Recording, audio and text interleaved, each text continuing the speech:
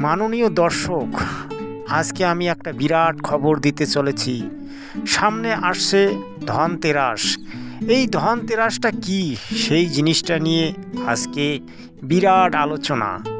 এবং এই ধনতেরাসে কি কি জিনিস কিনলে কি কি লাভ হবে এবং কি কিনবেন কি কিনবেন না, এই নিয়ে আজকের বিশেষ খবর। তাই আপনারা এই খবরটি শুনবেন, তাহলে অনেকটা উপকৃত হবেন এবং পারলে চ্যানেলটিকে সাবস্ক্রাইব করে নেবেন। সঙ্গে আছেন জগৎগুরু তত্ত্বদর্শী সন্ত রামপাল মহারাজ ও অন্যান্য কীর্তনীয়াগণ। তাই আপনারা এই ধনতেরাসের যে ভিডিওটি অবশ্যই শেষ পর্যন্ত দেখবেন আর মনে করে চ্যানেলটাকে সাবস্ক্রাইব করে রাখবেন। আপনাকে অনেক ধন্যবাদ। প্রতিদিনের এই ভিডিও এবং আজকের এই ভিডিওর যে আলোচ্য বিষয় তা হলো ধনতেরাস বা ধনত্রয়োদশী। ধনতেরাস উৎসবকে দীপাবলির সূচনা বললেই চলে। ধনতেরাস উৎসব প্রতি বছর কার্তিক মাসের কৃষ্ণপক্ষের ত্রয়োদশী তিথিতে পালন করা হয়ে থাকে। এই তিথিতে সমুদ্র মন্থনের সময় হাতে অমৃত কলস নিয়ে প্রকট হয়েছিলেন ভগবান ধন্বন্তরী, যিনি আয়ুর্বেদের জনক। তাই এই দিনটি ধন্বন্তরী জয়ন্তী রূপে পালিত হয়। দর্শক বন্ধুরা, এই বিশেষ দিনে ধন সম্পদের দেবী মাতা লক্ষ্মী, শ্রী শ্রী কুবের দেবতা এবং ভগবান ধন্বন্তরীর পূজা অর্চনা করা হয়। এবং আজকের এই ভিডিওতে আলোচনা করতে যাচ্ছি এই বছর অর্থাৎ 1432 বঙ্গাব্দে 2025 সালে কবে পড়েছে ধনতেরাস। ত্রয়োদশী তিথির সময়ক্ষণ সহ এই বিশেষ দিনে কেনাকাটার শুভ মুহূর্ত নিয়ে আলোচনা করব আজকের এই ভিডিওতে, এবং আপনাদের সুবিধার্থে সময়সূচি স্ক্রিনে দেওয়া হয়েছে। দর্শক বন্ধুরা, ধনতেরাসের এই বিশেষ দিনে সোনা কেনার রীতি প্রচলিত আছে। সোনা কিনতে না পারলে রূপো বা অনেকেই বাসন কোসন কিনে থাকেন।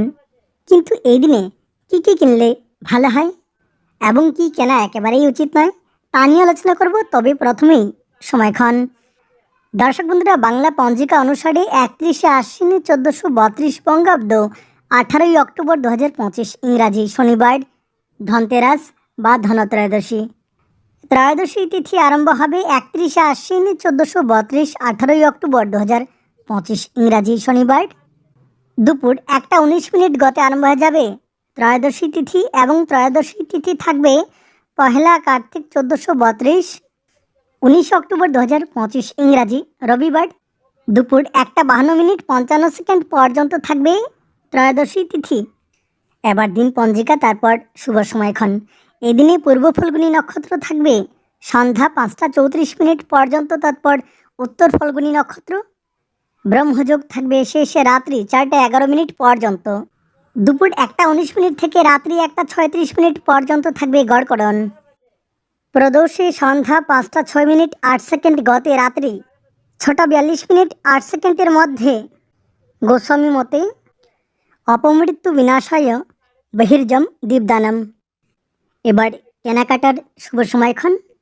রাত্রি 7:16 থেকে রাত্রি 8:20 পর্যন্ত কেনাকাটার শুভ সময়।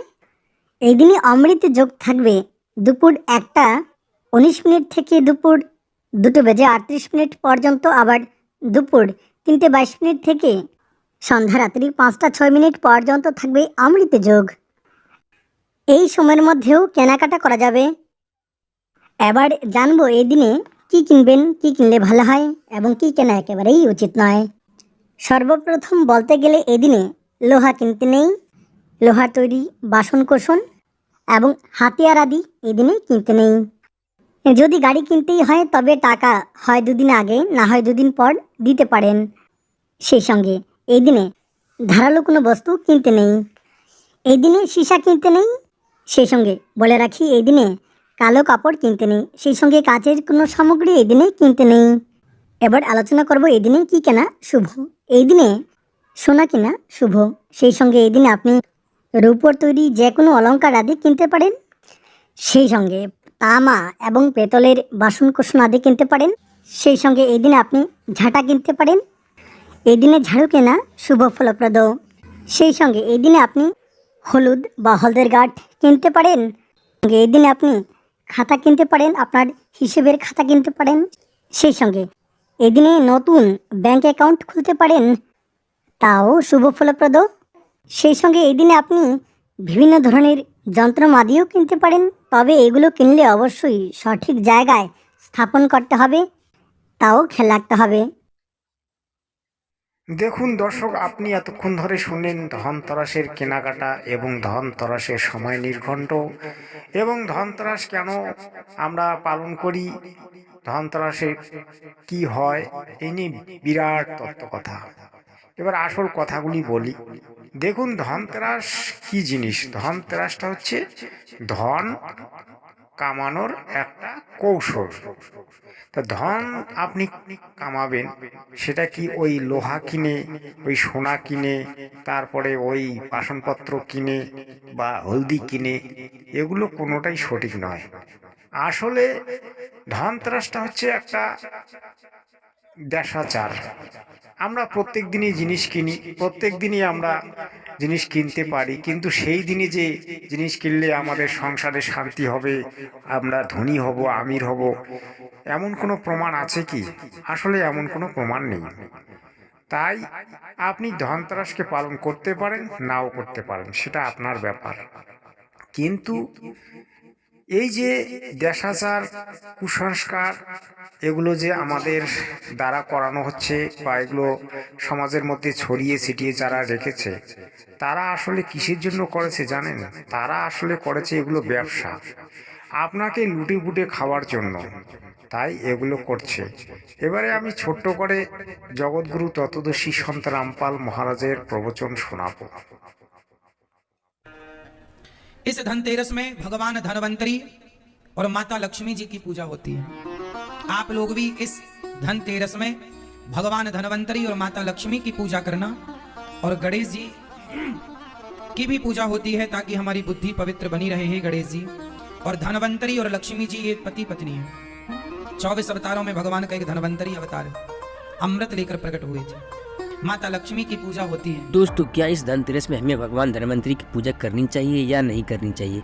क्या हमारे शास्त्र में इसका उल्लेख है या नहीं है? संसार में जितने भी बाबा लोग हैं, यह लोग वेद के आधार पर भक्ति विधि बताते हैं, जो कि हमारे सनातन धर्म के किसी भी पवित्र ग्रंथ जैसे श्रीमद् भगवत गीता, चारों वेद, पुराण, किसी में भी इसका उल्लेख नहीं है।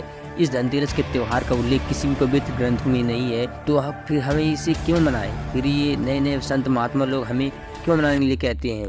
चलिए देखते हैं पहले इस वीडियो को। धनतेरस के दिन आप सभी को भगवान धनवंतरी की मां भगवती लक्ष्मी की पूजा करना है। और कहते हैं कि धनतेरस के दिन भगवान की पूजा करके और फिर कुछ घर में नई चीज लानी चाहिए। क्या लाएं? सोना खरीद सकते हैं, चांदी खरीद सकते हैं, झाड़ू जरूर खरीदें। झाड़ू क्यों? झाड़ू लक्ष्मी स्वरूपा मानी गई है। झाड़ू लक्ष्मी स्वरूपा। आप में से कुछ लोग अपने घर में झाड़ू को खड़ा करके रख देते हैं। झाड़ू खड़ी नहीं रखी जाती, लिटा करके रखो। झाड़ू में कभी ऐसी जगह झाड़ू रखनी चाहिए कि पांव ना लगे, क्योंकि झाड़ू लक्ष्मी स्वरूपा मानी गई। तो झाड़ू खरीदने का विधान है। सोना चांदी, सुंदर सा पात्र, आप सोने चांदी के पात्र खरीद सकते हैं। पीतल का, तांबे का बर्तन खरीद सकते हैं। और तांबे के बर्तन में जो पात्र खरीदें उसमें चावल भर करके, हल्दी की गांठ भी खरीदना चाहिए, थोड़ी सी हल्दी की गांठ, थोड़ा सा धनिया भी खरीदने का विधान है।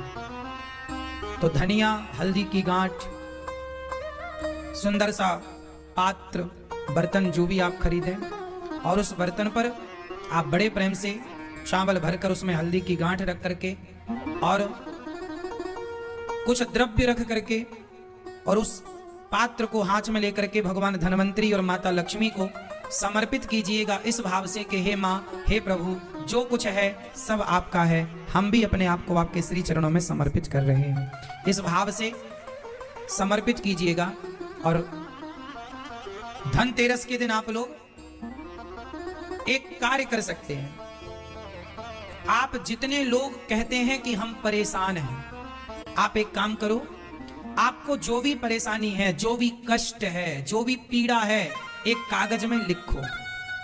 एक कागज में लिखकर जो आपके भगवान लड्डू गोपाल जी हैं आपके घर में, या शालिग्राम भगवान है, उन्हीं लड्डू गोपाल जी और शालिग्राम भगवान में ही धनवंतरी भगवान की पूजा करना है, क्योंकि ये गोपाल जी ही धनवंतरी भगवान है। से त्योहार आते हैं, कोई बात हुई, वो व्रत के खर्चे, ये त्योहार मनाते हैं दिवाली का, दीपावली, ये किस लिए मनाते हैं कि भगवान श्री राम सीता जी को लेकर घर लौटे थे।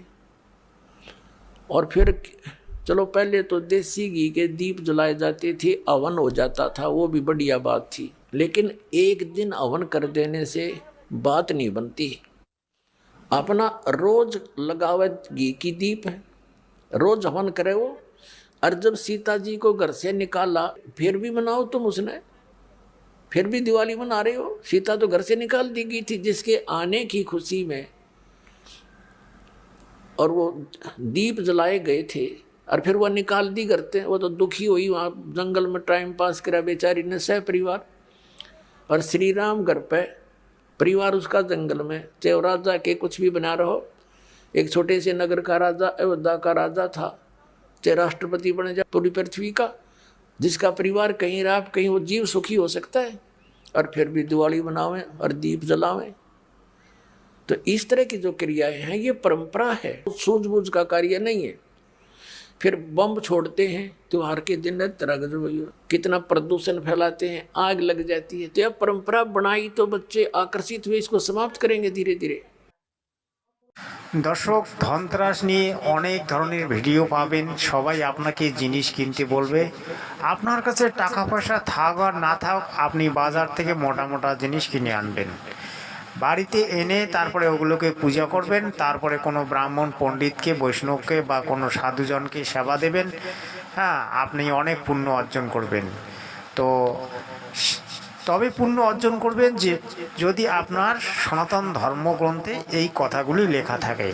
আসলে সনাতন ধর্মের কোনো গ্রন্থে এই ধরনের কথার কোনো উল্লেখ নেই, এবং ধনতেরাস করার কোনো রকম কোনো বিধান নেই।